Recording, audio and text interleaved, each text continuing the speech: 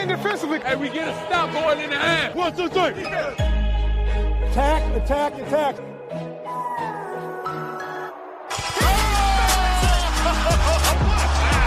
And a chase down block. He erased it. 3. Bingo! It's showtime! MVP, baby! He didn't do that, did he? Lamb jump! Tie game with 5 seconds remaining! He shot! What a perfect ending to a historic day! Salut à tous, bienvenue dans l'épisode numéro 140 du podcast Dunk Hebdo. Très heureux de vous retrouver pour un nouvel épisode. Avec moi cette semaine, on retrouve un trio qu'on n'avait pas mis en place depuis plusieurs semaines, j'ai remarqué. On retrouve tout d'abord Tom, ça va Tom ? Ouais, ça va un petit peu grippé, mais ça va. Ah, c'est la grippe des moments un peu plus difficiles avec Memphis, ou c'est la grippe de Troy Daniels tout seul à Phoenix ? C'est laquelle ? Ah là là, Troy Daniels.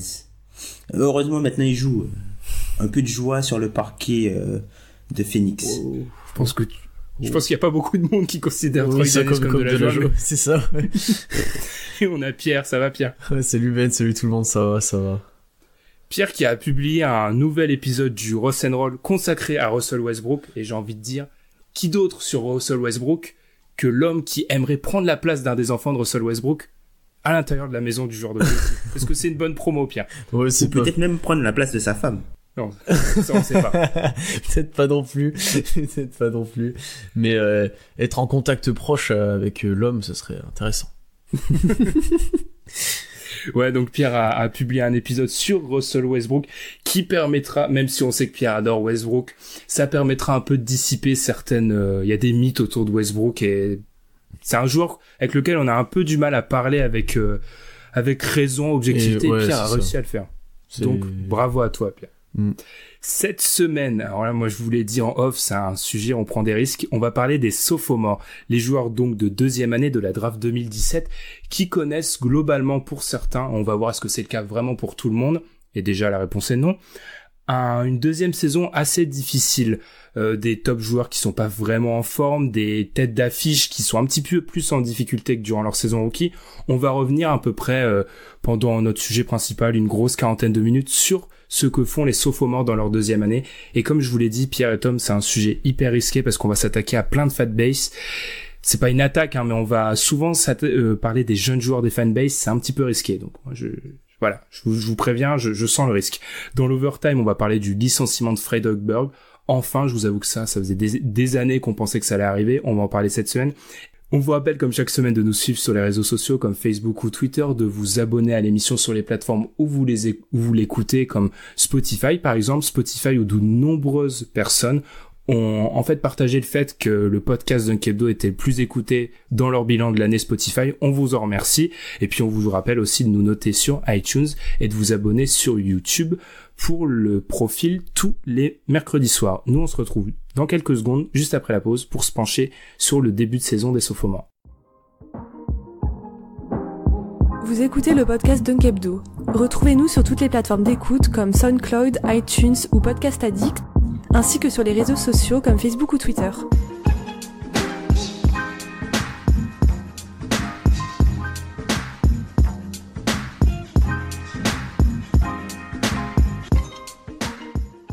Qu'en est-il de la draft 2017 ? Cette draft qui devait chambouler l'horizon de la NBA n'a pas encore le niveau attendu. Alors certes, on le sait, il est trop tôt pour en parler. La draft ne s'est déroulée que 1 an et demi. La plupart des joueurs ont 100 matchs dans la bouteille. Mais il faut avouer qu'il est difficile de pas parler de la seconde saison de ces joueurs.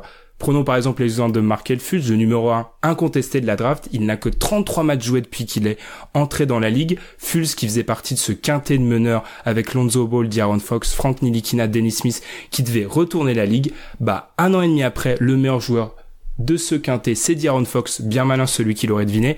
Ou encore plus choquant pour l'époque, qui aurait deviné que le meilleur arrière de cette draft, ça serait le numéro 13, le 13e choix, un sophomore de Louisville, du nom de Donovan Mitchell. Et encore, pendant cette longue introduction, j'ai même pas parlé du niveau de Joe Jackson, de l'excellente cuvée d'intérieur ou du trio qui s'est dégagé de cette année des rookies 2017-2018.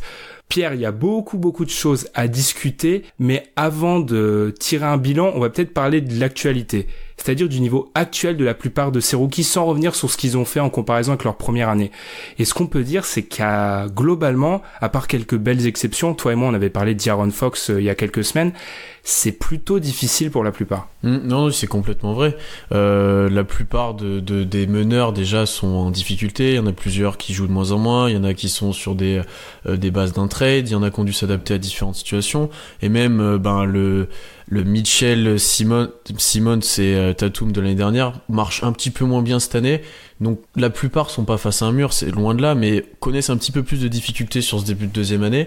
Et au final, ouais, comme tu l'as dit, il y en a que un qui tire vraiment son épingle du jeu et qui est sur une progression, on va dire exponentielle, c'est De'Aaron Fox. Ouais, totalement.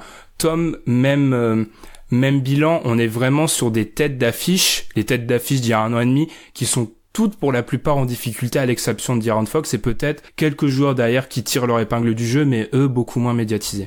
En fait, ce qui est important de noter pour les 5 fantastiques, comme on les appelait à l'époque, les 5 meneurs et les 5 meneurs qui avaient des profils totalement différents au niveau de cette draft, c'est qu'en fait, De'Aaron Fox s'en sort le mieux puisque c'est le seul meneur aujourd'hui, je pense, autour duquel l'équipe est construite. En fait, tous les autres meneurs sont plus des joueurs de complément où il y a un joueur qui est beaucoup plus ball dominant, entre guillemets, qui a beaucoup plus la balle entre les mains, qui est plus responsabilisé dans la gestion et la création du jeu. Et ils ont plus des rôles, on va dire, de supplément plutôt que des joueurs de porteurs de balles principaux. Je pense aussi, pour rebondir, c'est que Fox a la meilleure situation autour de lui et dans la politique de jeu par rapport aux autres équipes. Si on en reparlera, mais l'exemple d'Alonso ou même de Frank Ntilikina, la situation n'est pas vraiment adaptée à leur qualité et à ce qu'ils pourraient proposer, là où Fox est comme un poisson dans l'eau à Sacramento. Ouais, par rapport à Fox, on vous renvoie une nouvelle fois sur cet épisode sur Sacramento, on en avait longuement parlé, et c'est vrai que pas mal d'observateurs expliquent qu'il a sans doute une des progressions entre année 1 et année 2 les plus folles. Enfin, on a rarement vu une progression aussi folle entre 2 années. Parce que le De'Aaron Fox de saison rookie, il était solide, mais pas exceptionnel. Là où celui de cette année s'affirme vraiment comme un excellent meneur. Et je parle pas seulement en comparaison des autres. Parlons peut-être des 4 autres, si vous voulez bien, parce que c'est plutôt les 4 autres que je trouve intéressants. Tom, t'avais parlé des 4 fantastiques, et c'est vrai que moi je suis allé me replonger dans ce qu'on disait sur cette draft, et j'avais vu que des compliments et que des profils très avantageux pour la plupart. 1 an et demi après, vous avez raison, la plupart sont pas dans des bonnes situations, mais on a le droit d'être déçu un petit peu. Encore une fois, je précise, c'est trop tôt pour tirer des conclusions, mais on a un peu le droit d'être un petit peu déçu. Je pense que ça dépend aussi des attentes qu'on avait autour des joueurs. Par exemple, Lonzo Ball, pour prendre son cas, on savait totalement que c'était pas c'était un meneur de jeu, mais c'était pas quelqu'un qui tenait la balle, c'est quelqu'un qui faisait vivre le ballon et qu'il avait besoin de talent qui fit totalement à son jeu pour faire marcher complètement un système.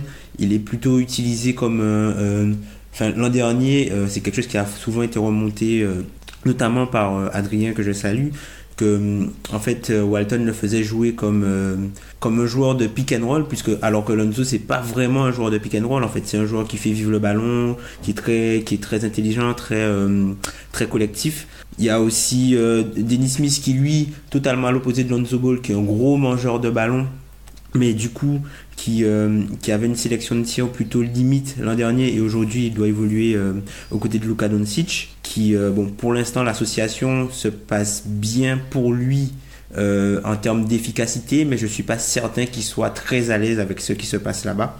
Et après c'est t'as l'imbroglio Markelle Fultz, où lui devait être la pièce manquante du schéma et qui a totalement été mis de côté, et Franck, qu'on ne sait pas vraiment ce qui se passe en fait depuis la prise en main de Fisdale. Il est dans les line-up, il sort des line-up et tout ça, donc je pense que tous ces éléments là en fait font que on n'a pas encore eu la pleine mesure de ce que vont apporter les joueurs dans le futur, et je pense qu'on peut être un peu inquiet pour certains de la direction que prend leur carrière entre guillemets, puisqu'ils sont vraiment pas dans des situations idéales pour eux. Alors Pierre, ton avis là-dessus? Parce que moi, ok, je suis d'accord, la plupart sont dans des situations qui sont pas avantageuses, mais on a le droit d'être déçu quand même. Enfin, je veux dire, le rendement, il est pas là pour l'instant. Je précise une dernière fois, ça fait 3 fois en 5 minutes, on sait qu'il y a qu'1 an et demi sans match, c'est tôt, mais on a le droit de commencer à tirer des conclusions.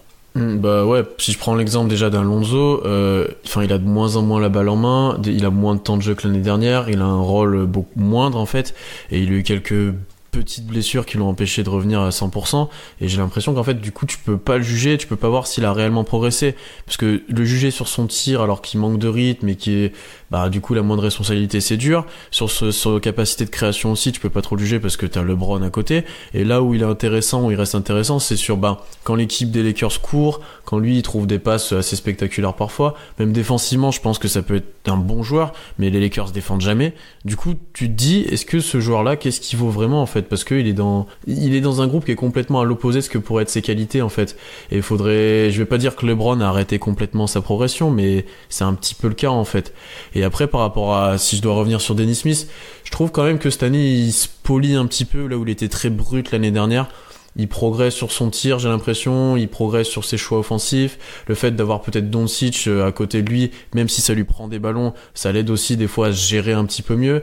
Dallas, c'est une équipe qui marche aussi beaucoup mieux que l'année dernière, et je trouve qu'il progresse dans cette voie-là. Bon, il y a encore beaucoup de travail, mais tu vois, par rapport au fit Doncic-Smith, on en parlait juste avant off, il faut continuer, je pense, pour moi, de l'expérimenter entre les deux, parce que les deux ont des capacités balle en main, les deux peuvent avoir des capacités off-ball, notamment Doncic, je suis sûr qu'il est largement capable de jouer en sortie d'écran, etc.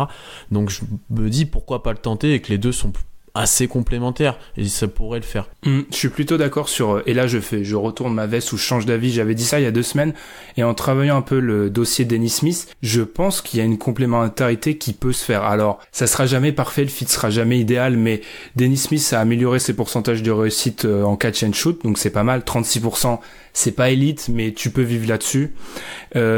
Ça lui allège un petit peu de la pression aussi, de l'arrivée de Doncic, parce qu'on sait que le problème de l'année dernière, c'est qu'il avait beaucoup de pression à la main, et que du coup, c'est un rookie, il faisait énormément d'erreurs, il perdait énormément de ballons, ce qui fait que sa saison rookie, c'était un peu les montagnes russes.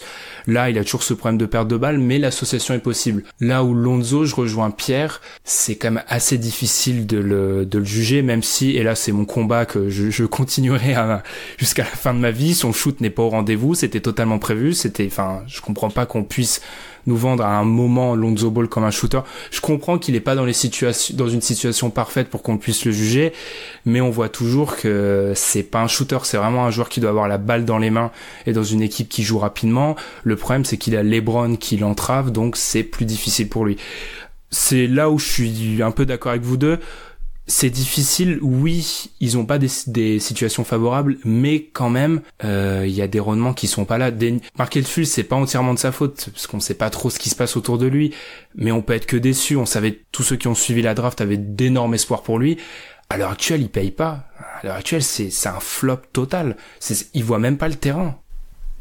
Il est blessé de toute façon actuellement. Oui, de ce qui est annoncé, mais... en tout cas, il est blessé. Mais moi maintenant, et je sais que au moment du trade de Butler, je crois que vous avez fait un épisode sur Philadelphie, lequel j'étais pas là. Vous parliez de la valeur de Fultz, mais pour moi, il a aucune valeur en fait. Quelle équipe va essayer d'aller le chercher pour faire lui son meneur titulaire, ou leur futur meneur titulaire en tout cas?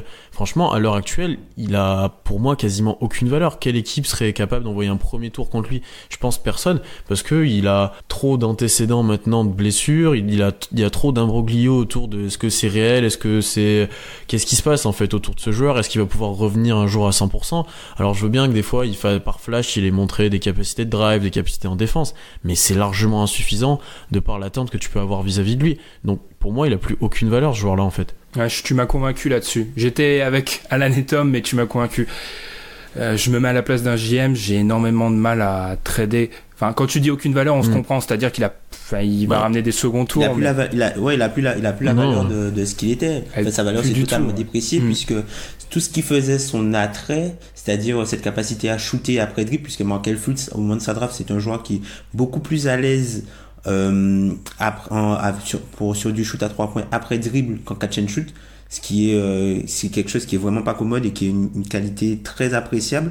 Et ben là il a perdu ça. Bon, il peut encore le faire à mi-distance, même s'il a parfois un peu de mal, mais moi je vous trouve un petit peu dur. Alors oui, c'est pas au niveau de ce qu'on attendait, et je pense que le même prospect sans le shoot aujourd'hui, je pense quand même qu'il serait parti dans la loterie, puisque sur tous les autres aspects du jeu, c'est-à-dire tout ce qui est l'aspect défensif, tout ce qui est la gestion du jeu sur pick and roll, le fait de pouvoir créer pour les autres et le fait de pouvoir un peu se créer son propre shoot à l'impénétration, même si là il a du mal à finir au cercle.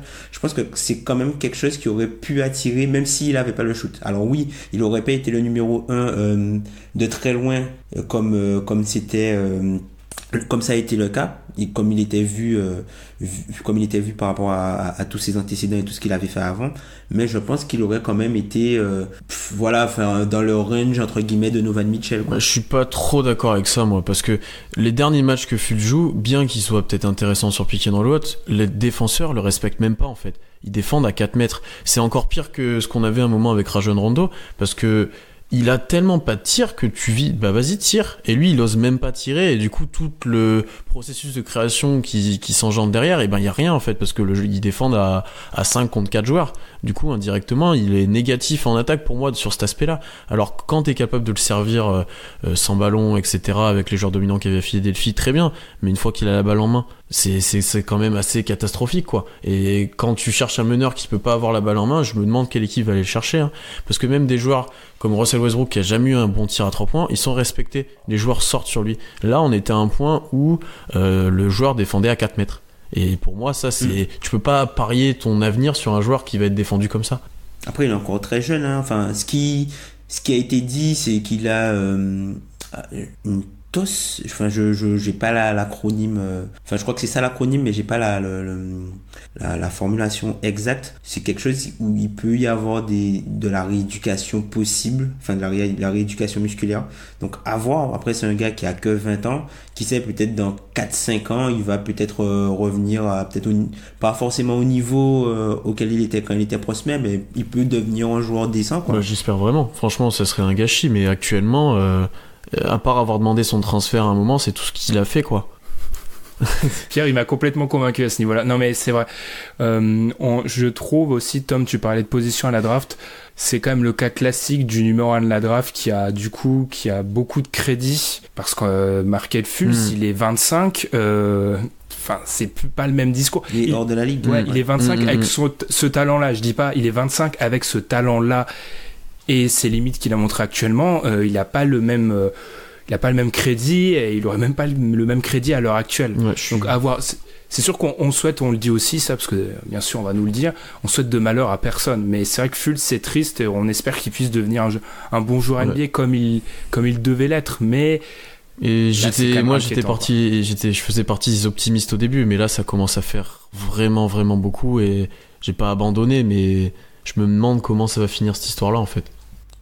Puisque le truc avec Fultz, enfin là où tu dis que ça, enfin moi là où je me dis que ça peut quand même revenir à un certain niveau, c'est qu'en fait c'est pas comme si il avait jamais rien montré, en fait. Il est même pas au niveau de ce qu'il a montré quand il était prospect. C'est ça qui est le plus frustrant. C'est pas comme si, enfin, c'est un joueur où voilà, quand tu le regardais jouer, tu disais, ah voilà, il a montré un flash aussi, il a montré un flash sur ça. En fait, il montrait pas des flashs, il faisait déjà les trucs. C'est pas comme si, enfin voilà, il a fait flasher des petits trucs avant à la fac, et ça avait disparu. C'est pour ça en fait que t'as toujours l'espoir, entre guillemets, que ça revienne au minimum, au moins au niveau que c'était quand il était prospect, quoi. Après, on va peut-être refermer, il y a pas mal d'autres joueurs à discuter, on va peut-être refermer cette parenthèse Fultz, mais je finirai juste avec je sais plus quel journaliste avait dit ça, mais c'est vrai que s'il revient, ne serait-ce qu'au niveau qu'on lui promettait à la draft, mais en tant que prospect, c'est-à-dire son plancher qu'on lui promettait à la draft, ça serait déjà un des plus gros retournements de situation qu'on ait vu récemment, hein, parce que vraiment, ça serait incroyable. On a parlé de 4 des 5 fantastiques, on doit parler du dernier, Frank Ntilikina, notre Frenchie, qui est dans une situation un peu bizarre à New York depuis l'arrivée de David Fitzdale. Je vais me permettre de vous griller la priorité, parce que comme je l'ai annoncé sur Twitter, j'ai regardé tous les shoots de Frank Ntilikina depuis le début de saison, parce qu'il y a beaucoup de choses qui se disent sur lui, et je sais que nous, on a le biais, et je l'ai aussi, hein, on est français, donc on est très fiers de nos joueurs. J'ai voulu regarder avec un œil un tant soit peu objectif ce que valait Frank à l'heure actuelle. J'ai pas regardé la défense, que je pense qu'on sait tous qu'il peut défendre plusieurs positions, etc. On sait qu'à l'heure actuelle en NBA, il y a quand même le shoot et la capacité à marquer des points, c'est quand même hyper important. C'est même le truc le plus important. Donc j'ai regardé tous ces shoots. Je vais vous faire donc un mini profil. Je vais essayer de pas faire un trop long monologue, mais je vais en parler un petit peu. Déjà, ce que j'ai pu constater, j'ai regardé tous ses shoots sans regarder les stats au préalable pour pas avoir de mauvais a priori. Son dribble est pas du tout suffisant, c'est-à-dire qu'il y a plein d'actions, on remarque que Franck, en fait, il part en pénétration, il a pas un bon premier pas déjà, ça c'est à noter, il a pas un bon premier pas, et il a tendance à s'arrêter au niveau de la zone des flotteurs et tenter un flotteur. Alors il les met, mais c'est hyper difficile, c'est difficile de vivre là-dessus. Au panier, il a du mal à finir quand c'est contesté. Il a un pourcentage au lay-up qui est catastrophique. Je veux dire, à mi-distance, il prend beaucoup de shoots, mais sur pick and roll, parce qu'il a du mal à créer de l'espace avec son défenseur, il profite du pick, mais shooter à foison à mi-distance, c'est pas suffisant. Sur les shoots à 3 points, il a 0 sur 8 dans un corner, dans le corner droit. Et j'ai regardé tous les shoots dans 0 sur 8. Il y en a où il est tout seul, il les rate. Alors je veux bien, il y a un problème de confiance, mais offensivement, de ce que j'ai vu, ça peut en partie justifier le fait qu'il ait pas beaucoup de temps de jeu. C'est vraiment, c'est très limité, je veux dire. Je vais finir là-dessus, mais sur les 187 joueurs qui ont tenté plus de 150 shoots cette saison, 187 joueurs qui ont tenté plus de 150 shoots cette saison, il est avant-dernier. À l'efficient field goal percentage, le seul qui fait pur, c'est Jonathan Simmons, qui lui est en dessous de tout, c'est une catastrophe. Là, je sais pas, qu'est-ce que vous avez à dire, les gars, parce que moi, offensivement, ça m'a vraiment inquiété. Il y a très peu de choses offensivement, surtout que c'est un bon créateur, mais il est pas au niveau. On parlait d'Alonso, c'est pas Alonso. Moi, je pense qu'il y a plusieurs choses en fait qui s'amplifient et qui font que ce problème-là, déjà à sa draft et même l'année dernière, ses limites étaient assez claires. C'était pas un énorme shooter. C'était pas un très gros finisseur, il était capable des fois de faire des petites pointes à 10-15 points maximum, mais on savait que ça allait pas être un gros attaquant et on pariait sur sa capacité de création. Mais là, sans Porzingis, avec l'effectif des Knicks actuel, c'est dur de créer pour lui. Ensuite, il y a ce problème de confiance et de rotation où tu sais jamais s'il va jouer, jamais à quel poste, avec quel joueur. Les joueurs à côté de lui, des fois, sont des vrais gouffres à ballon. Et en fait, il y a tout pour moi qui s'additionne et qui font que petit à petit, il perd confiance et il est incapable de mettre un pied devant l'autre en attaque, quoi. Là, il a fallu le dernier match, il a joué un petit peu plus et c'était la nuit française entre guillemets aux Knicks et du coup, il a eu sa part de responsabilité, on va dire, mais il a montré quelque chose, mais c'est très faible encore. Et parier sur ses highlights défensifs et qu'il peut défendre 3 positions, c'est très bien, mais on fera pas de Franck André Robertson ou un joueur comme ça. C'est pas le but et c'est pas ce qu'on attend de lui et je pense pas qu'il soit capable de devenir un joueur de ce calibre-là, en fait. Tom, je vais te poser une question. Tu pourras aussi donner ton avis comme nous, mais je vais te poser une question qui, à l'heure actuelle, moi, je ne comprends toujours pas. Je suis dans la minorité à ce niveau-là, mais je ne comprends pas qu'on me continue à me dire que Franck est un meneur de jeu. Je ne comprends pas. Je ne vois pas à l'heure actuelle comment on justifie le fait qu'il soit meneur de jeu. Pour moi, c'est un arrière sans ballon. Meneur de jeu, c'est beaucoup dire. Je pense que c'est un deuxième playmaker, en fait. C'est ça, ouais. C'est pas ça peut pas être ton premier initiateur puisqu'il a pas le premier pas, il a pas le profil offensif pour aujourd'hui créer des brèches par lui-même dans une défense, en fait. Donc c'est plutôt le joueur qui devrait attaquer, notamment sur des renversements de passes, des choses comme ça, et laisser un créateur principal ou une première option, voire une deuxième option plus dangereuse au scoring, faire les choses et lui laisser venir le jeu à lui, en fait. Après, c'est un joueur qui est très très timide offensivement. Après, comme vous l'avez mentionné tout à l'heure, je pense que en termes de confiance, c'est pas quelque chose l'environnement n'est pas idéal pour lui, mais je pense il doit avoir un sérieux manque de confiance qui fait que j'ai l'impression qu'il a peur, en fait, de faire des erreurs. Du coup, il y a des fois tu vois qu'il a des opportunités, il peut shooter, il peut essayer d'être agressif, mais il préfère faire je sais pas moi, une passe, refuser un tir, tout ça. Certaines personnes te diront que il préfère faire la bonne action, sauf que parfois la bonne action parfois la bonne action, c'est pas le geste, mais c'est la façon dont le geste est interprété. Ouais, c'est pas le beau geste des fois. Voilà, c'est pas le beau geste, c'est d'agir, quoi, de foncer, d'essayer de se montrer agressif, d'essayer d'aller provoquer des fautes. Mais voilà, offensivement, c'est un joueur qui est aujourd'hui en difficulté. Il est dans le 8e percentile en termes d'efficacité au shoot. C'est pas possible. Il est dans le 8e percentile à 3 points, il est dans le 12e percentile à 2 points. c'est pas possible. Ouais, moi je pense que t'as soulevé le problème principal, Ben, là en fait, c'est que tu l'as dit, c'est l'un des joueurs les moins adroits de la ligue, et Tom l'a redit encore, et du coup tu voudrais toi le faire jouer en deuxième arrière un peu sans ballon, mais il est incapable de mettre un tir, donc forcément t'es obligé de le mettre à la main, où certes il est moins efficace, mais il peut peut-être essayer de créer quelque chose, et en fait t'as ce problème là en fait, sans ballon il met pas de tir, et avec ballon il est pas encore comme il devrait être en fait, et donc je pense que ça le dessert complètement aussi cet aspect là. Et t'as reparlé de ses tirs dans la zone des flotteurs, mais Franck c'est pas le joueur le moins athlétique en NBA, loin de là. Ils ont assez discuté de ça, de ses capacités athlétiques, et il a du mal de son envergure, mais il a quand même une bonne détente, il devrait être capable de finir près du cercle, et là c'est comme a dit Tom, je pense qu'il veut trop bien faire, et des fois au mieux par exemple d'aller tirer sur les grands, de chercher parfois des fautes ou de monter au lay-up sur des grands, et il va faire une passe supplémentaire qui est pas forcément bonne. Donc là-dessus je vous rejoins complètement tous les deux dans ce que vous avez dit. Et Pierre, t'as parlé d'une chose, et on en reparlera plus tard quand je parlerai de Josh Jackson. Je me suis enchaîné Nilikina et Josh Jackson. Et Franck, tu n'es pas pire que Josh Jackson déjà. Sache qu'on. Ah ouais, c'est pas possible. Tu peux pas être pire que Josh Jackson. Et par rapport, vu qu'on est écouté en majorité par des Français, vraiment, on va pas taper. On tape pas. Ça nous amuse pas de taper sur un mec de 20 ans qui vient de France et tout. C'est juste, on essaye. Je trouve que dans le débat Franck, surtout en particulier sur Twitter, c'est un peu trop facile de jeter la pierre sur les Knicks, qui sont loin d'être parfaits. Alors ça, c'est sûr, les Knicks dans la gestion sont très loin d'être parfaits, mais il y a pas que ça. Il n'y a pas que ça, je veux dire.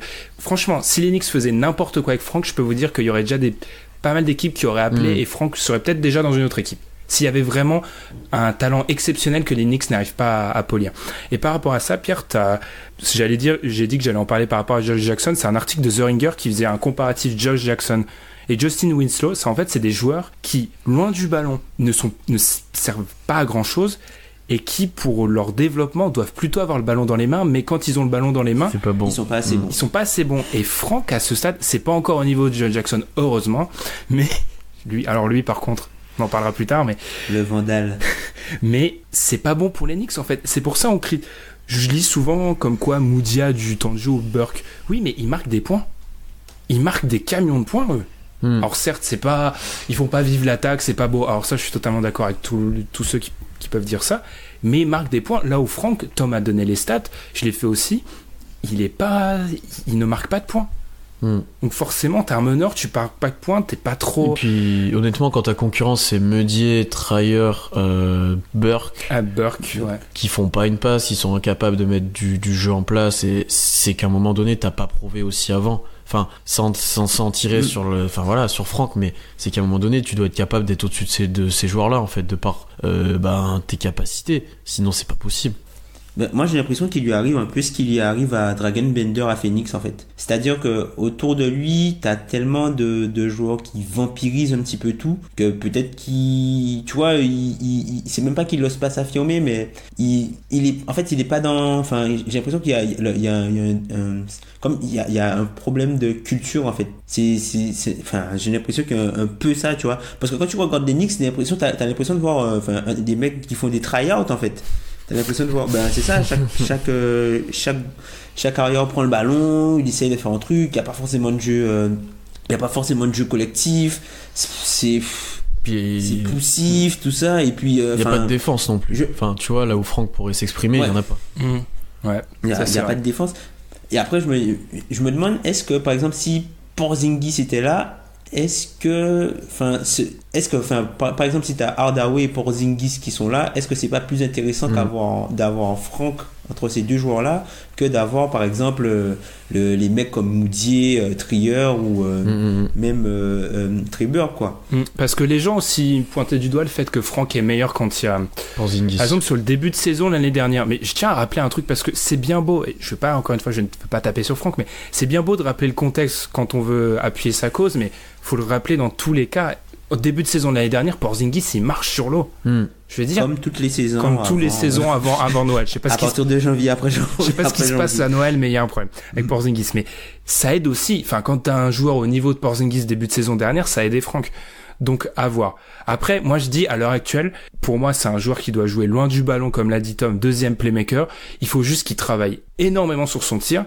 Il a tous les éléments. Il faut juste qu'il mette vraiment plus ses tirs, parce que j'ai vu quelques tirs ratés grand ouvert où c'est difficile en NBA, c'est une ligue où on donne peu d'opportunités, faut savoir les saisir. Quand tu sais pas les saisir, tu peux très vite te retrouver en difficulté. Après, il doit quand même jouer. Enfin, à un moment donné. Oui, mais ça c'est la part gestion des Knicks complètement. Ça reste les Knicks. Vous pensez qu'il sera là après la trade deadline? Non. Moi, j'y crois pas. Hein. Il y a quelques franchises qui ont appelé pour se renseigner, notamment les Nets, les Suns, Magic. Enfin, ce qui paraît Memphis, le Magic. Je suis pas sûr qu'il sera là. Mais typiquement, le Magic, est-ce qu'on aimerait le voir au Magic? Pas moi. Il faut pas une situation où il soit meneur numéro 1. Non. Il lui faudrait une situation où il est. Genre Phoenix, limite à côté de Booker, par exemple. Ça serait intéressant pour lui, mais il serait meneur numéro 1. Est-ce que c'est pas trop tôt pour lui? Pareil, et puis Phoenix défend pas non plus. Il aurait pas eu la balle. Puis Phoenix est tellement mauvais que.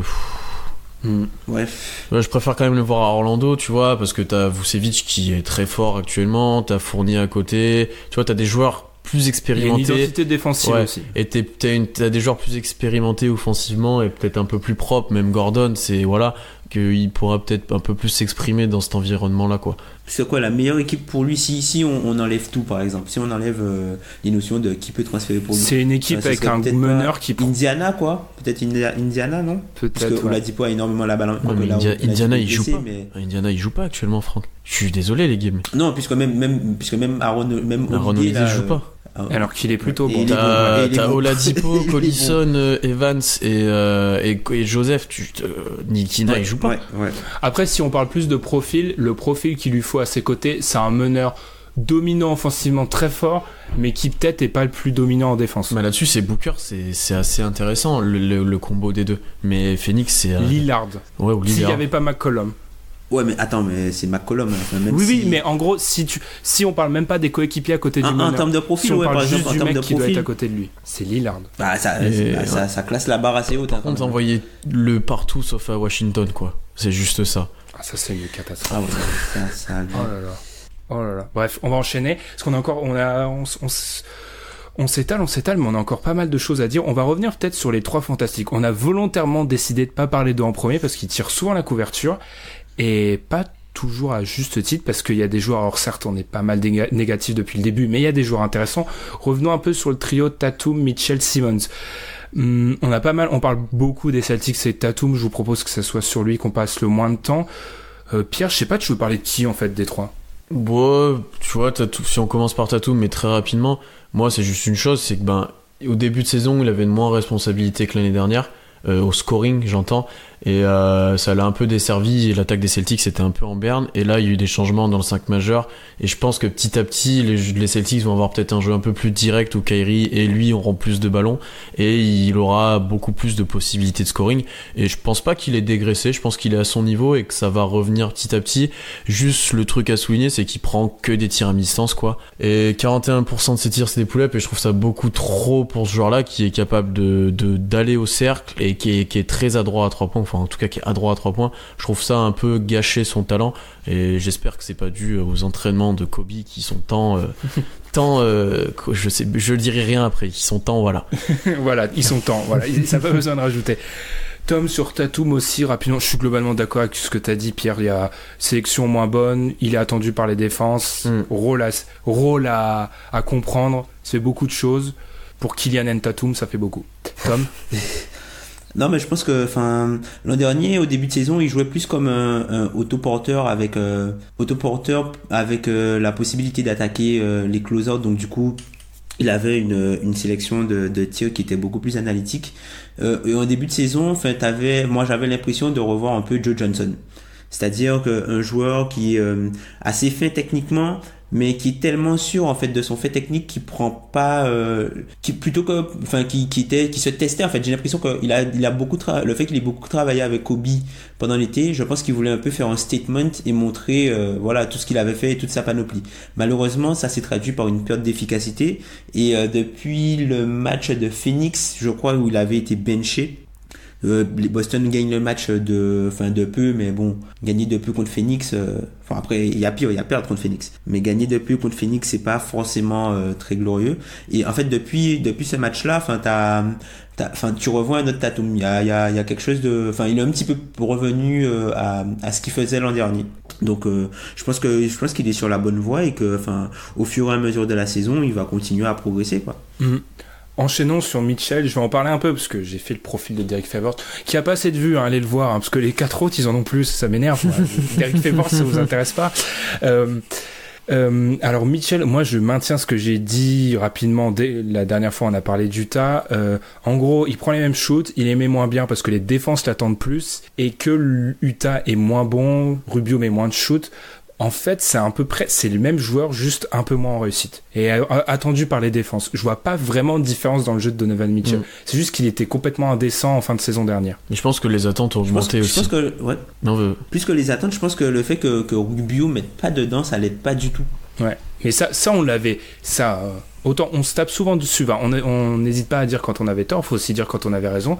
Rubio qui ne met pas dedans, c'était pas fou. Il avait eu une période de 7-8 semaines où il mettait des shoots comme jamais.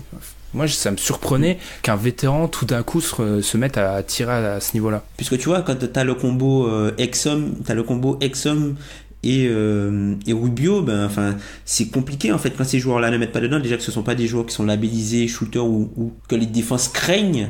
Voilà, ça rend les choses plus difficiles. Tu vois, Donovan Mitchell, un mec, limite t'as l'impression, moi quand je vois Mitchell jouer, je me dis putain, ce mec-là s'il joue à côté de Conley, ce serait cool pour lui, quoi. Ouais, mais je suis pas super inquiet. Je sais pas ce que t'en penses, Pierre, mais personnellement, je suis pas super inquiet. Faut juste quand l'équipe offensivement, et ce sera peut-être l'année prochaine, où avec des petits changements sera mieux, il continue à être impressionnant.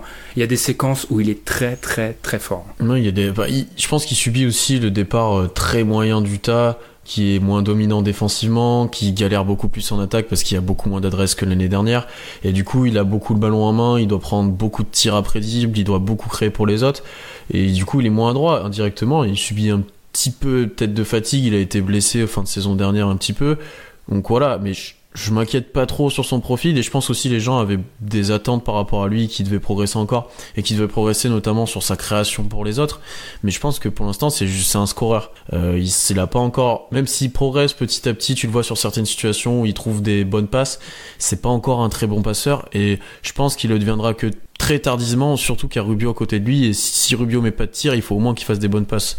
Donc pour moi, je pense qu'il est dans son rôle en fait, et c'est peut-être les joueurs qui, quand ils seront à leur niveau à côté de lui deviendra peut-être aussi meilleur en fait. Parce que tu vois, lui, s'il avait pas fait, si par exemple on oubliait sa saison rookie, on dit sa saison rookie c'était cette saison, je pense qu'on en parlerait, puisque c'est quand même, on en parlerait quand même en bien, je pense, hein. C'est juste que sa saison rookie et ses playoffs étaient tellement hallucinants que t'as l'impression qu'il a freiné un petit peu, puisqu'il est un petit peu moins, il est moins impressionnant et il met un petit peu moins de shoots difficiles, un peu comme Ben l'a dit, mais globalement je pense que c'est un joueur qui est toujours aussi craint en fait par les défenses. Je vois bien des équipes faire des schémas pour contrer Donovan Mitchell.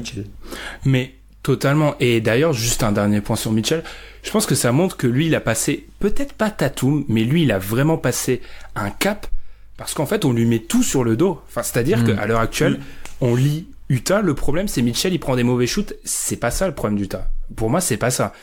Alors certes, il est peut-être moins en réussite. Est-ce que c'est un problème qu'un mec soit moins en réussite sur des shoots hyper compliqués? Certains diront oui, certains diront non. Moi, j'ai pas trop d'avis là-dessus. Mais c'est pas que Mitchell et sa sélection de shoot. Et là, on voit que c'est vraiment la star de l'équipe, parce que c'est bien souvent la star qui prend tout. À part quand c'est les Browns, c'est les coéquipiers. Mais autrement, c'est vrai. Franchement, c'est vrai. Mais on voit que là, il a peut-être passé un cap. Dernier et peut-être celui des trois qui s'en sort le mieux, Simmons. Parce qu'on est d'accord pour dire que c'est celui des trois qui s'en sort le mieux. Oui et non. Moi, la réponse à la Tom, j'aime ça. C'est celui qui s'en sort. Je pense que c'est celui qui s'en sort le mieux, qui s'en sortait le mieux au début, puisqu'il a pas changé de rôle. Le souci, c'est qu'il a pas changé de rôle, mais il a pas ajouté non plus grand chose à son jeu. Donc, plus que le fait que ce soit lui qui s'en sorte le mieux, ce qui est inquiétant, c'est plus le manque de progression en fait dans son jeu. Oui, il fait exactement la même chose que l'année dernière, hein. Et il est de plus en plus même peut-être utilisé en post-up. Et c'est les situations-là où il est efficace, mais il fait que ça. Et là, ça va être intéressant de voir comment, sur du long terme, avec Butler, ça se passe en fait. Parce que pour l'instant, Embiid a un peu subi sur les derniers matchs la montée en puissance de Butler avec Philadelphie. Il avait un peu moins de ballons. Simmons, il y a eu des peut-être les 2-3 premiers matchs avec Butler où lui avait moins de ballons. Enfin, faut voir comment ça s'articule et comment lui il vit là-dedans. Parce qu'il y a un moment donné, il va peut-être devoir prendre des tirs un peu plus loin du cercle, même à mi-distance, et là ça deviendra plus compliqué pour lui. Parce que Ben Simmons, on sait que c'est un joueur qui a un très très haut niveau plancher. Le truc, c'est est-ce qu'il pourra un jour arriver à atteindre son plafond et galvaniser l'équipe, puisque l'an dernier il y avait quand même un débat qui était le meilleur joueur de Philly. Est-ce que c'était l'équipe de Simmons ou est-ce que c'est l'équipe d'Embiid? Là, il n'y a pas photo en fait. Pas du tout. Mais je me demande, est-ce que c'est un joueur qui peut s'adapter à être la deuxième, voire la troisième option quand on arrivera en play-off, par exemple? Pour son épanouissement personnel, non, mais pour le bien de l'équipe, ça reste quand même une sacrée troisième option défensivement, etc. Oui, totalement. Mais après, oui, je pense pour son épanouissement à lui, c'est pas bon. Surtout s'il a pas le ballon. Ouais, voilà, avoir une troisième option qui nécessite quasiment d'avoir tout le temps la balle, ça me paraît un peu bizarre.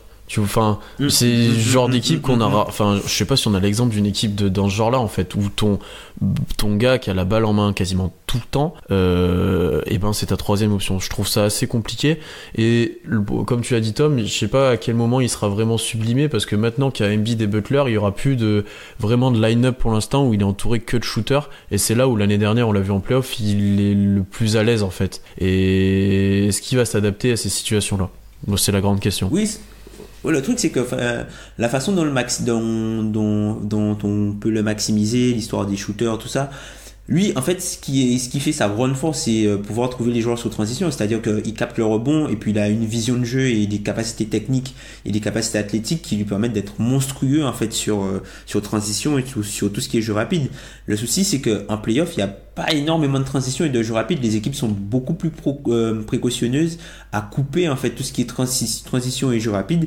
Et du coup, si Ben Simmons ne trouve pas une autre utilité et ne trouve pas, tu vois, moi c'est typiquement le type de joueur. Il faudrait qu'il arrive, même s'il débloque pas un pull-up à 3 points comme c'est un peu le fantasme de tous les fans de Philadelphie, mais si le mec arrive à débloquer genre un flotteur, parce que là on voit il est agressif, il post-up, il essaie de prendre des positions sur les joueurs plus petits, il n'hésite pas en fait à aller au charbon sur les switches, mais s'il arrive à débloquer un flotteur, quand tu vas lui laisser 3 mètres pour pénétrer, il va prendre de l'élan et il va placer son flotteur.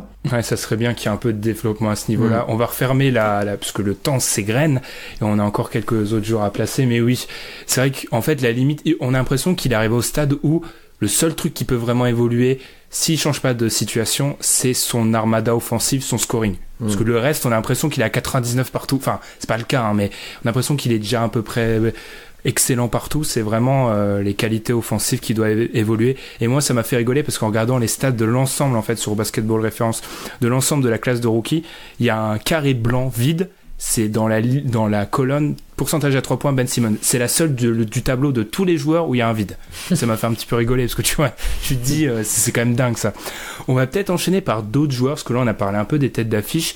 Est-ce que je m'adresse directement à Josh Jackson ou comment on fait ?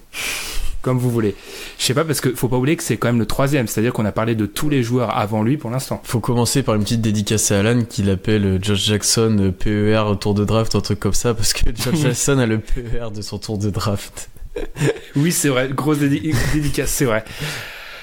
Josh Jackson, j'ai donc regardé Josh Jackson. J'ai regardé en fait les 5 matchs. Il est retourné titulaire depuis 5 matchs. Alors déjà sur les 5 matchs perdus par les Suns, la moyenne des défaites, c'est 19 points. Juste pour vous classer 19 points de moyenne de défaite. Là, c'est catastrophique. Bref. Josh Jackson. Je parlais de cet article-là, Pierre, dont pour moi, t'as fait un super, sans le savoir, t'as fait un super parallèle. Et c'est exactement ça. Josh Jackson, à l'heure actuelle, loin du ballon. Il est très peu intéressant, je l'ai dit, rate des shoots. Je crois que je sais plus, j'ai envoyé à qui une vidéo d'un shoot contre les Lakers où il est en transition dans le corner, il prend un shoot, il y a personne autour de lui.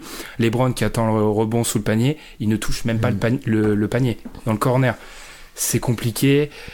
Moi, sur les vas-y. Ouais, sur les layups, juste un dernier truc aussi, parce que en plus de c'est difficile, on s'attend à un mec qui a des qualités athlétiques quand même. C'est pas le dernier. Sur les layups, j'ai regardé, il est à 7 sur 20. Il rate des layups, mais c'est atroce. Bah c'est ça, sur ses qualités offensives, je pense qu'il n'y a pas grand chose à dire pour l'instant. Il n'y a pas grand chose, en fait, tout simplement. Il est très brut et il progresse pas sur cet aspect-là. Et moi, ce qui m'inquiète peut-être plus, c'est l'année dernière, quand vous avez parlé de draft, ou voilà, moi j'y connais moins que vous. Josh Jackson, c'était un monstre physique, notamment en NCAA, et je m'attendais à un joueur ultra dominant défensivement, un vrai buffle, et actuellement, j'ai du mal à le voir défendre même sur un seul poste. Là où on pouvait s'imaginer qu'il puisse défendre presque de 1 à 4, sur les petits, actuellement, il se fait tout le temps passer, il est tout le temps la ramasse et il revient même pas après quand il s'est fait passer. Sur les intérieurs, les postes 4, il est trop limité parce qu'en NBA, les physiques sont plus costauds, et en poste 3, il tient pas la route. Donc c'est plus ça moi qui m'embête, c'est offensivement il est brut, ça on le savait, mais défensivement, il est pas aidé par Phoenix certes, mais il y a rien, il est pas capable de tenir un joueur. Il se fait passer par Michael Bridges à l'heure actuelle, qui a plus de temps de jeu que lui. Tom, ton avis sur je sais pas, là c'est vraiment, là on va dire il faut pas juger au bout de 100 matchs, mais Josh Jackson, en fait, j'ai l'impression, parce que moi, c'est des joueurs que j'adore, en général, ce profil-là, et j'ai l'impression que j'ai déjà vu cette mauvaise série plus d'une fois. Le mec qui arrive en NBA, qui a tout sauf le shoot, qui fait rien, ses 100 premiers matchs, en général, la suite, elle est pas plus rose. En fait, Josh Jackson, il y a quelque chose qui était important et quelque chose qui le caractérisait quand il était à la fac, c'était l'effort. C'est un joueur qui ne ménageait jamais sa peine et qui jouait toujours avec effort. Voilà. Et là, en fait, c'était sa qualité principale. Hein. Franchement, quand tu regardes les vidéos de scouting, c'était sa qualité principale. C'était ça, l'effort, le moteur, et puis voilà, ça, c'est son potentiel défensif. Josh Jackson, en fait, le truc, c'est qu'il est pas costaud. Il est pas costaud. Il a un peu une morphologie à la Paul George, c'est-à-dire qu'il est long, mais il est pas costaud. Il est un peu filiforme, on va dire ça comme ça. Et c'est un joueur, moi, il y a un truc qui me... j'ai pas l'impression, en fait, qu'il réfléchit sur le terrain. C'est ça, moi, c'est ça qui me dérange le plus. Ouais, je vois, ouais. C'est vraiment ça qui me dérange le plus. C'est-à-dire qu'il joue avec instinct, mais même s'il se rend compte que son instinct n'est pas bon, mais il fonce quand même. Non, mais c'est complètement vrai. Et c'est désolant, le mec, il utilise énormément de possession. Enfin, t'as qu'à voir quand il joue même avec Ayton, tout ça, les mecs, ils arrivent en attaque, ils voient Josh Jackson dans le ballon, c'est limite, il vient pas faire l'écran, ou il sait déjà que ça va mal se terminer, parce que non, mais c'est dommage. Ouais, c'est dur, mais c'est totalement vrai. C'est franchement, oui. Je pense pas que beaucoup d'auditeurs regardent Phoenix, mais Tom, je te laisse continuer. Mais puis en plus, il a changé de coupe et c'est même moins drôle. Enfin, tu vois, c'est. Il y avait déjà eu des signes avant-coureurs de ça, notamment en Summer League, où il était pas du tout impressionné, il était même inquiétant. Et là, c'est triste pour Phoenix. Après, faut voir comment il pourra être utilisé dans un rôle sans ballon, puisque aujourd'hui, il a un usage monstrueux, il a un usage de 25.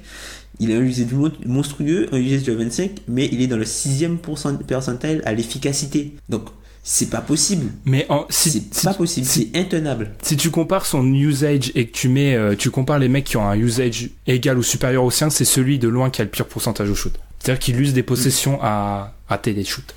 C'est ça, mais et surtout qu'en fait, il prend de mauvais shoots. C'est pas à dire qu'il met pas dedans, mais en fait, il va prendre des shoots. C'est un peu pas le phénomène Wiggins, mais c'est le phénomène Wiggins mais en pire. C'est-à-dire que le mec prend des shoots pour lesquels il a pas le talent de les mettre en fait. Donc tu peux pas. Et puis c'est un joueur qui se ferme sur lui-même, il diffuse rien sur ses coéquipiers. Enfin, c'est quand il a le ballon, c'est le show, le solo Josh Jackson. Voilà, il veut tuer tout le monde au cercle, il veut attaquer tout le monde, sauf que il prend de très très mauvaises décisions. Et des fois, tu vois, un simple mouvement et une simple lecture, j'ai l'impression qu'il n'arrive pas. Enfin, le jeu ne ralentit pas pour lui. 51% au panier. Tu l'as dit, Tom. Déjà, alors 50% déjà, Franck est un peu en dessous. Déjà, pour un meneur, c'est pas bon du tout. Pour un ailier, c'est catastrophique, 50% au panier. Enfin, il est à 2 sur 14 à 3 points depuis qu'il est dans le 5. Non, c'est vraiment... c'est vraiment difficile et à voir, mais là c'est un début de carrière. À quel point on continue d'exploser le chrono, je sens que là on va faire un sujet très long. À quel point on peut... Oui, vas-y Tom. Dernière chose sur Joe Jackson, ce qui est le plus effrayant, c'est qu'il évolue dans des systèmes où il y a du spacing. Il évolue avec des joueurs où il y a du spacing autour de Joe Jackson. Le gars joue avec Trevor Ariza, il joue avec Devin Booker quand il est là. Là, il joue avec Troy Daniels puisque Troy Daniels est sur le terrain. T'as Michael Bridges qui joue avec lui aussi. Un non-shooter, t'as qui? T'as Ayton. Non, mais dans le contexte. Donc c'est limite un fer à cheval. Puisque le mec joue avec des shooters et il joue aussi avec Richaun Holmes qui est un rim runner. Donc il a tout l'espace pour lui, quoi. Non, mais tu peux pas vendre le contexte Phoenix comme un bon contexte, Tom. Enfin, à un moment donné, t'as pas de meneur. Et là, même si t'as du spacing, le niveau des joueurs, il est pas bon. Enfin, je suis désolé. Ariza, il est pas bon cette année. Troy Daniels, c'est un shooter, c'est tout, rien de plus. Et tu peux pas vendre un bon contexte. Alors certes, il a de l'espace, il pourrait s'exprimer, mais il est pas dans un bon contexte. Certes, il y a pas, le contexte n'est pas bon, certes, je te l'accorde. Mais il est quand même, fonctionnellement parlant, il est balle en main avec de l'espace. Mais si là ça marche pas, mais oui, ça il sera plus balle en main. On va peut-être enchaîner par le reste. Vous voulez parler de qui pour le reste? Parce que là, on a parlé de pas mal des gros choix. Est-ce que Tom, tu parles de... Non, on va laisser Tom finir sur Isaac, son enfant caché qu'il adore, Jonathan Isaac. Pierre, tu veux parler de quoi? On peut parler des intérieurs de la draft qui sont en seconde partie. Il y en a pas mal, enfin comme tu veux. Non, il y a plusieurs bons postes 4-5 qui progressent bien, ou en tout cas font du très bon travail. T'as déjà, si on peut commencer par Bam Adebayo, que je trouve intéressant, peut-être même un peu plus qu'Hassan Whiteside actuellement, qui a un vrai mur défensivement et qui est très intéressant dans cet aspect-là et que je trouve qu'il devrait peut-être avoir plus de temps de jeu, surtout que Miami actuellement c'est pas la joie, donc pourquoi pas le responsabiliser un peu plus.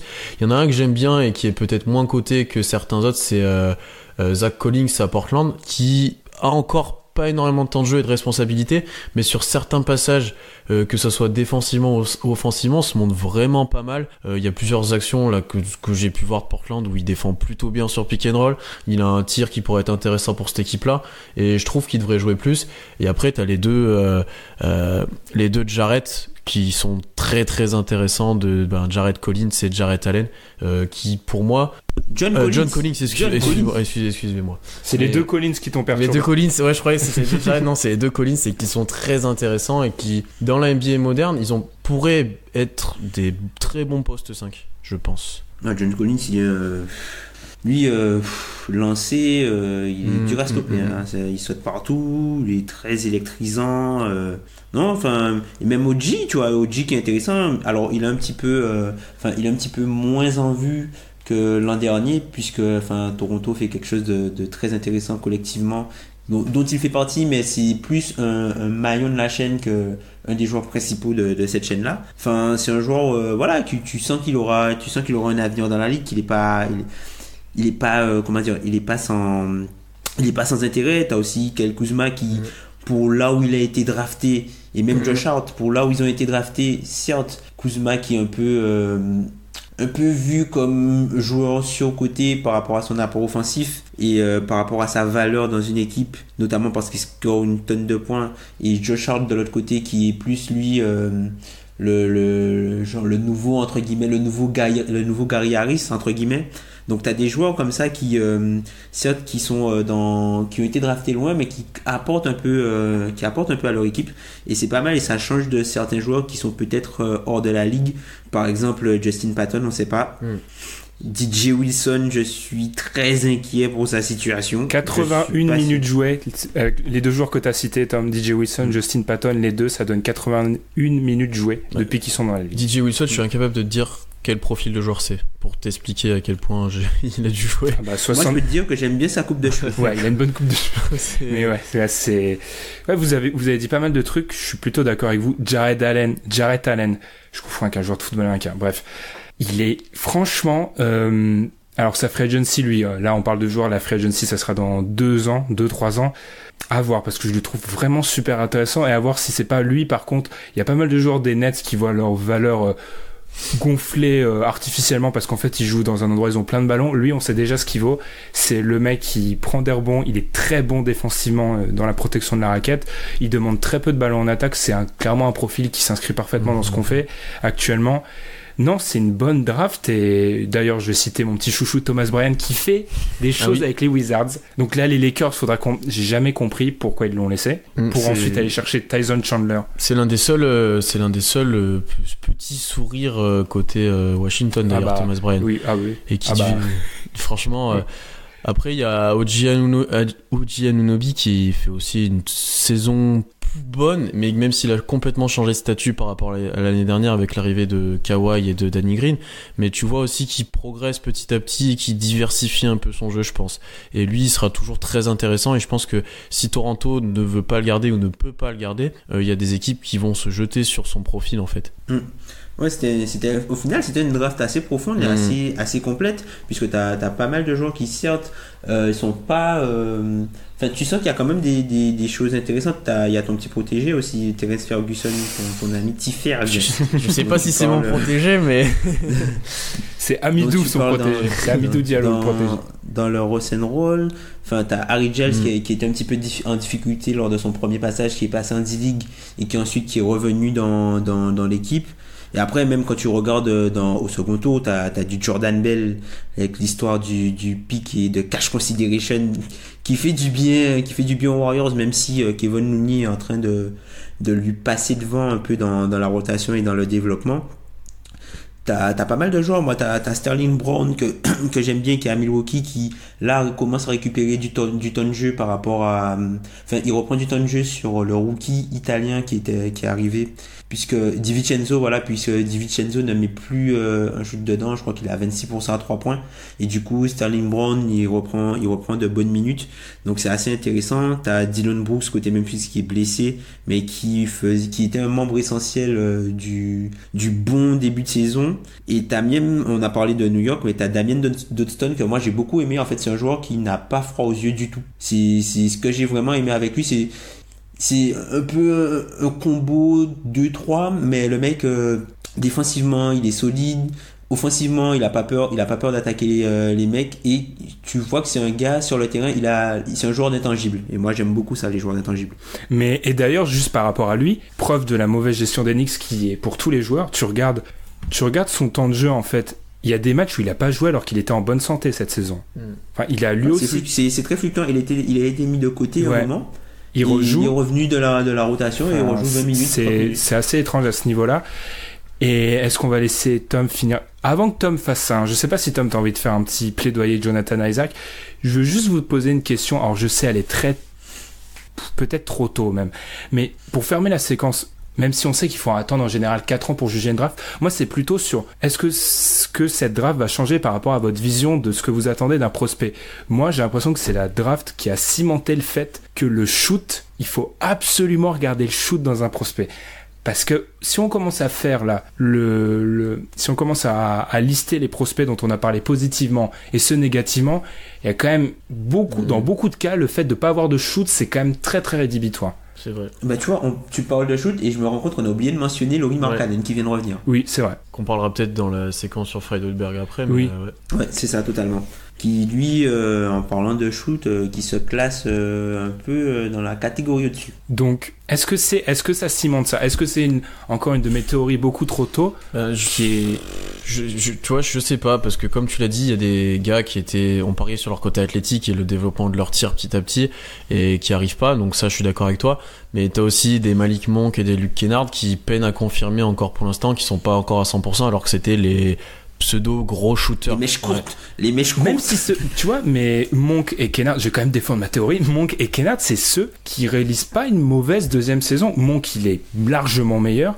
Et Kennard, vu de là où il part. Après, le plafond de ces joueurs-là reste plus bas que ceux des autres, tu vois, le potentiel. Oui, totalement, ouais. Et après, ils font pas partie de ceux qui ont. Enfin, Monk, il a fait une vraie. Tu me demandes de classer les progressions entre année 1 et année 2, il est top 3, Monk. C'est vrai. Plus du tout le même joueur. Ouais, parce que l'an dernier, il était horrible. Oui. Mais même Kennard, l'an dernier, il était bon. Là, c'est juste qu'il a été blessé, il revient petit à petit. Mais Kennard, moi, je trouve. Kennard, son plus gros truc, enfin, le truc qui pèse plus pour lui et qui pèse plus, en fait. sur ses épaules, c'est qu'en fait il a choisi un choix avant Donovan Mitchell, mais c'est pas de sa faute. Il s'est pas choisi tout seul. Ça, il va le payer pendant pas mal de temps. Tom, pour fermer la séquence, ton joueur étiqueté, Jonathan Isaac, qu'est-ce que tu as à nous dire sur lui? Pourquoi mon joueur étiqueté? Parce que Tom, dès que ça fait partie de tes joueurs, Jonathan Isaac, on sait que tu as une très haute opinion de lui. Oui, c'est un joueur que j'aime beaucoup. C'est typiquement le prototype du role player moderne dans le futur. Alors certes, je pense pas que ce sera un joueur qui sera capable d'être la première option offensive d'une équipe, mais je pense que ça peut être le joueur le plus important d'une équipe. Alors c'est plus qu'un role player moderne alors. Oui, un roleplay. Ah ben. Oui, ça fait. C'est-à-dire que si tu veux, c'est la pièce la plus importante pour c'est ton hub quoi. C'est ton Draymond Green quoi. Ouais, c'est-à-dire que c'est un joueur qui a un profil où tu peux associer énormément de. Enfin, tu peux te permettre certaines largesses dans la création de ton effectif, puisqu'il n'y a pas énormément de limites au fit que tu peux avoir avec. Aussi large que celle d'Orlando actuellement. C'est-à-dire. Tu peux te permettre autant de largesse dans ton effectif que celle dans la création de ton effectif que celle d'Orlando actuellement ou pas? Parce que Orlando actuellement c'est. Bon, enfin, il leur faudrait un meilleur créateur. Un meilleur créateur, mais bon, ça, on le sait depuis des années. Hein. Quand on avait fait la preview, on avait dit que DJ Augustin, c'est le joueur qui va faire les choses fonctionner. C'est un meneur backup, mais c'est un meneur de jeu fonctionnel qui va faire les choses fonctionner et qui n'est pas forcément le pire meneur à avoir pour des intérieurs. Mais enfin, Isaac, c'est à voir comment il va se développer. Il est beaucoup plus à l'aise, je trouve. Il est beaucoup plus à l'aise sur des joueurs rapides et plus petits que lui que sur des joueurs plus grands. Je pense que c'est parce qu'il manque de force. Faut voir après quand son corps va s'étoffer et quand il va se développer un petit peu plus physiquement, où va se situer en fait où va se situer le curseur. Est-ce que c'est un joueur, par exemple en attaque, qui sera plus à l'aise pour shooter au-dessus de joueurs plus petits ou pour attaquer des joueurs plus lents? Ok, on va refermer comme ça parce que là on va bientôt atteindre l'heure, c'est beaucoup trop pour un sujet. C'était sûr qu'on allait s'étendre là-dessus. N'hésitez pas à nous partager votre avis là-dessus. Je pense qu'on a été objectif. Bon, c'est facile de dire ça, que nous, on s'auto-attribue l'objectivité. Mais voilà, je pense qu'on a parlé de tout le monde et c'est vrai qu'on avait oublié de parler de Mark Cannon et on va le faire juste après la pause en revenant sur le licenciement de Fred Hoiberg.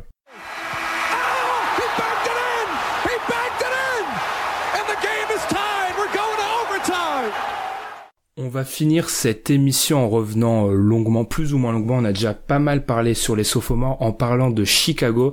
Fred Hoiberg, après 4 saisons, a donc été limogé le 3 décembre dernier. Après 270 matchs avec la franchise et un bilan de 115 victoires pour 155 défaites, ça nous donne 42% de victoires, une seule série de playoffs en 2016-2017 perdue. Ça faisait longtemps qu'il était sur la sellette. Qu'est-ce qu'on en pense de ce licenciement? Il a été directement remplacé par son assistant, prolongement de l'assistant par, je me rappellerai toujours de cette expression, la mafia, comme l'avait dit Étienne de Chicago Bulls France quand on l'avait invité, la mafia. Qu'est-ce qu'on en pense, Pierre, de l'arrivée de Jim Boyline en tant que coach, de licenciement d'Hoiberg, enfin un peu tout ce qui se passe à Chicago en ce moment? Moi, c'est pourquoi maintenant en fait. Enfin, t'avais l'intersaison. Timing. Ouais, c'est ça. T'avais l'intersaison pour le faire, il y a eu des gros problèmes avant, il y avait eu même des saisons qui étaient plutôt correctes, la dernière avec Butler, enfin, tu vois, pourquoi maintenant? Tu commençais de reconstruire, alors certes c'était pas beau les Bulls cette année, il y a sûrement des dysfonctionnements, mais t'as Mark Cannon qui revient de blessure et qui allait quand même changer une bonne partie de ton effectif et de tes rotations. T'as des joueurs qui passaient quand même un cap petit à petit. Donc en fait, j'ai pas trop compris pourquoi maintenant. Je dis pas qu'Hoiberg, il fallait absolument le garder ou que c'était un bon coach, mais niveau timing, j'ai pas exceptionnellement compris. Et du coup, le nouveau coach, il arrive dans un bon timing du coup, parce qu'il a Mark Cannon qui revient de blessure, il a eu beaucoup de défaites avant, donc il peut difficilement faire pire, quoique vu le dernier match, je me pose des questions. Mais tu vois, je me pose cette question-là en fait. Pourquoi commencer une saison comme ça et au bout d'une vingtaine de matchs faire ça? Tom, même question. Quand on sait, je rejoins Pierre. C'est pas un secret que le front office veut se le dégager depuis pas mal de temps. il était annoncé partant toutes les semaines. On attend 20 matchs pour le virer. Bah, le truc, c'est que Fred Hoiberg, globalement, c'est un dommage collatéral, en fait, de ce qui se passe. Et, enfin, c'est limite pas lui le plus gros problème, en fait, à Chicago dans l'histoire. C'est lui le fusible qui a sauté. Je vous rejoins totalement, le timing est pourri.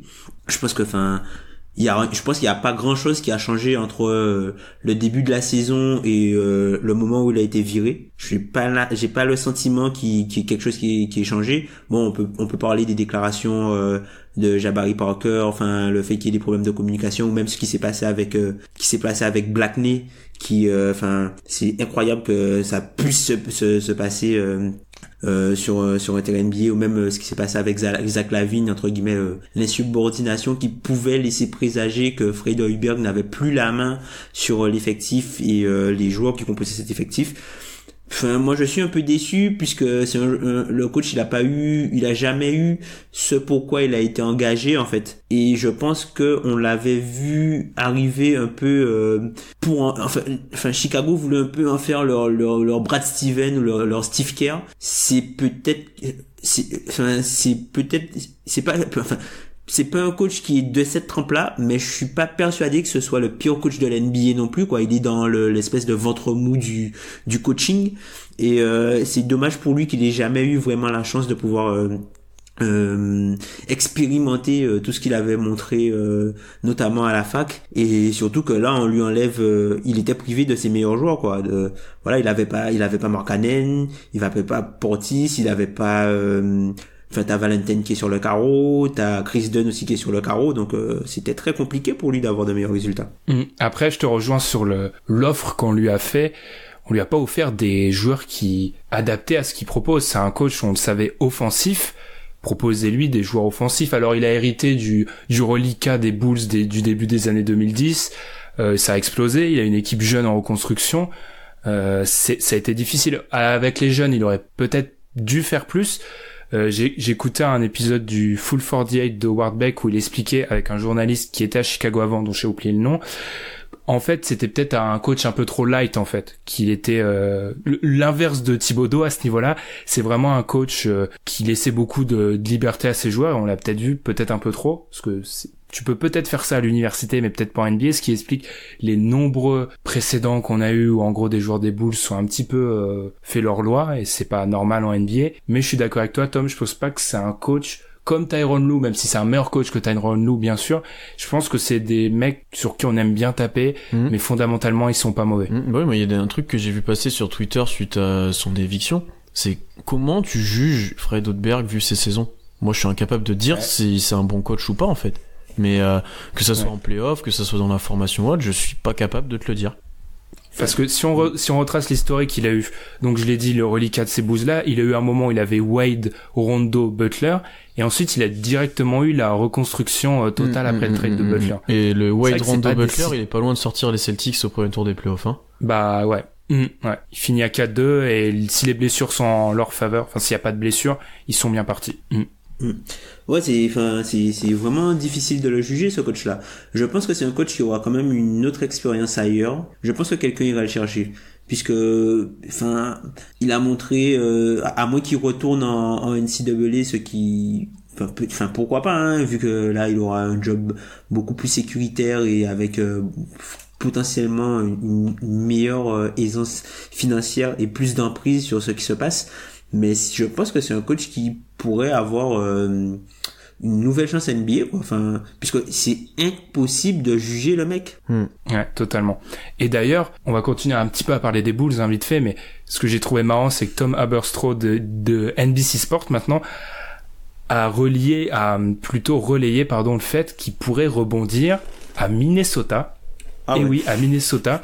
Il a passé ses 2 dernières années de joueur là-bas. Il a passé 4 ans dans le front office. Et apparemment, il y aurait... Alors, pour l'instant, il y a un seul journaliste qui le relaye, donc on va se méfier. Mais c'est une possibilité. Ce qui serait un jeu de chaise musicale assez marrante, hein, quand même. Mais, je pense qu'il aura on est d'accord pour dire qu'il aura une nouvelle chance en NBA?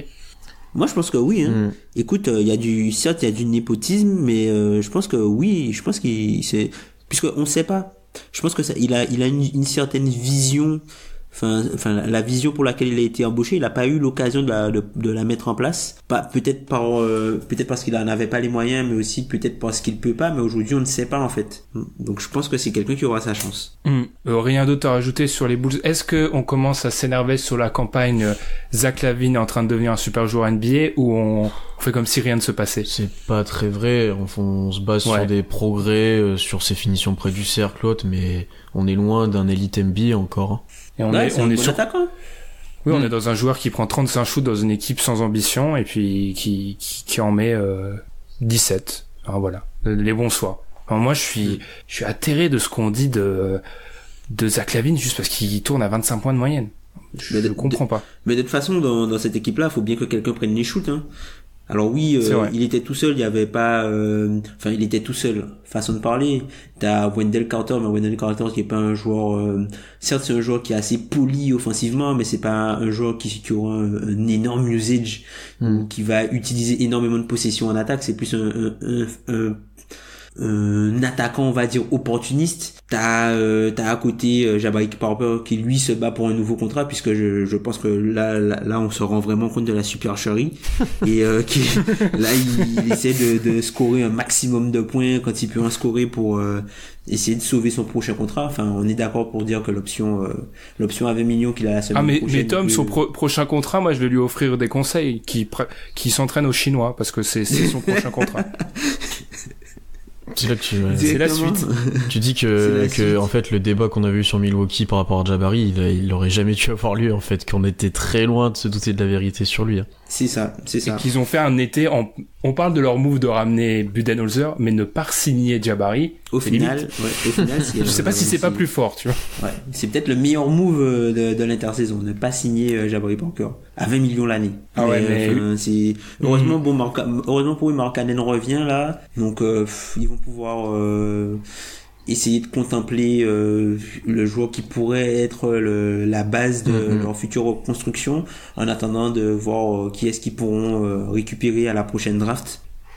Ouais. Mais en tout cas, c'est vrai que c'est pas la situation la meilleure pour l'intérim coach, qui est pas vraiment un coach d'intérim, qui a été prolongé. C'est assez bizarre aussi. C'est plus un intérimaire. Ouais. Il a été prolongé pour l'année d'après, et moi, mon petit doigt me dit, on sait que les fans des Bulls le disent souvent, on voit son salaire, il a été prolongé pour $1 million. C'est pas un gros salaire pour un coach, hein. Parce qu'on aura encore l'histoire, qui est un peu centrale quand on parle des Bulls, le problème financier. Parce que c'est pas beaucoup, hein, $1 million pour un coach. Le problème financier, oui et non, c'est juste que les mecs qui sont au-dessus ne veulent pas mettre de l'argent, en fait, c'est surtout ça. Donc avoir un coach peu cher. Puisque tu vois, moi je me dis déjà la base de la reconstruction des Bulls, elle parle du fait que les mecs, ils ont peur que Jimmy Butler soit All-NBA et qu'il soit éligible à la DVPE, en fait. Donc du coup, pour vendre un processus de reconstruction et pour gagner du temps, et pour aussi du coup, comme tu te tournes vers la jeunesse, donc du coup tu as un roster qui est moins cher. Donc du coup, tu vends toujours des places, mais tu as un roster moins cher, donc tu gagnes plus d'argent. Et je pense que c'est surtout ça, c'est surtout le côté financier et la peur de devoir signer un super match à Jimmy Butler qui a engendré la reconstruction, puisque je pense pas que Jimmy Butler voulait partir de Chicago. Ah, ça sera dans les grands si de l'histoire de la NBA, mais à voir Chicago, peut-être que dans un avenir prochain, on va faire un reconstruction Chicago. On va devoir prendre leur place. Je pense que les fans des Bulls seraient contents qu'on prenne la place des dirigeants actuels, mais à voir. Rien à rajouter sur eux. On en a parlé, tu l'as glissé, Pierre, mais il faut quand même rappeler leur défaite de 56 points, la plus lourde de l'histoire de la franchise contre les Celtics. Après avoir battu OKC juste avant, histoire de bien, tu vois. Mais c'était c'est dans un match où ils ont tout mis. Enfin, je l'ai pas vu. Tu m'as dit. Ils devaient être à quelque chose comme 50% à 3 points, et le lendemain ils sont incapables de te mettre un tir. C'est des jeunes joueurs NBA, ça reste NBA. Utah par exemple qui a pris des très gros écarts cette année, San Antonio aussi ont pris des écarts, mais c'est inadmissible quand tu vois qu'ils se font huer à Chicago, c'est qu'on en est assez loin, quoi. Ouais. C'est triste pour la franchise. Points. Ouais, c'est vraiment puis ça fait pas très classe quand tu vires un coach. Et alors certes, il y a le bon point et la victoire contre OKC, mais quelques jours après qu'il ait ça associé à son nom, c'est pas, surtout qu'on parle d'un coach, Jim Boeheim, il savait en gros plus ou moins, je renvoie à l'épisode du podcast de Howard Beck dont j'ai parlé, il savait plus ou moins qu'il allait avoir le poste en fait. Quand il y a des journalistes près de la franchise des Bulls qui parlent, il savait qu'en gros, en interne, on lui avait dit ne bouge pas, Hoiberg va pas faire des vieux os. Il va être vite fait virer et ça sera toi qui aura sa place.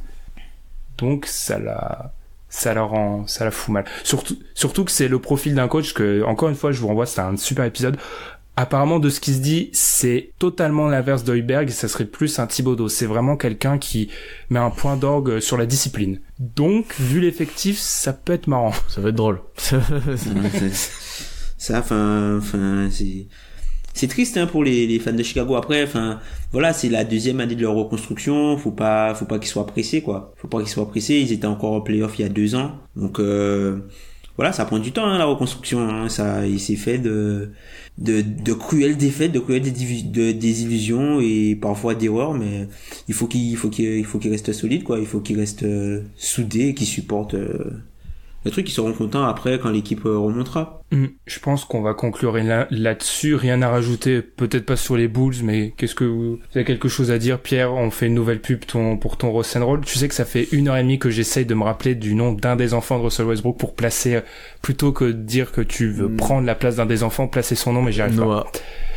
Noah. Mince. J'étais pas loin. Je pensais à Noé ou un truc comme ça. Non, pas loin. Voilà.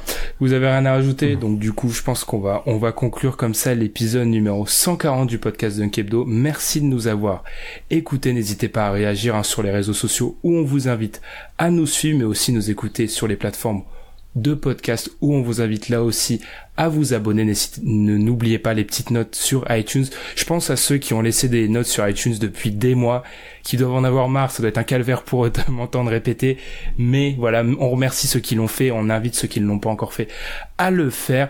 Et puis aussi, je le rappelle, mais apparemment c'est un problème qu'on a réussi à corriger au niveau du flux.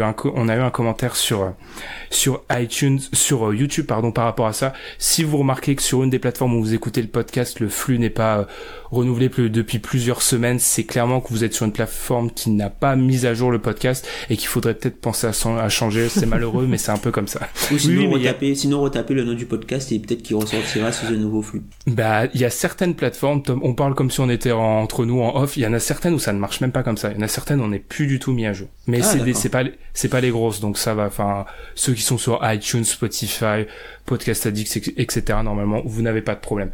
Là-dessus, les questions. Oui, Tom. Ouh là là, merci, Tom. Oh là là, j'ai failli oublier dans mon conducteur. On vous rappelle les questions pour l'épisode de Noël. Vous pouvez nous poser des questions. On a déjà une super question. Est-ce que les Warriors seraient des contenders si Kevin Durant partait? Et déjà là, on parle d'un possible départ de Kevin Durant et moi j'adore. Donc, n'oubliez pas de nous poser vos questions sur Twitter, Facebook, par mail, dunkebdo@gmail.com pour cet épisode de Noël. Et nous, on se retrouve la semaine prochaine pour l'épisode 141. Bonne semaine. Salut.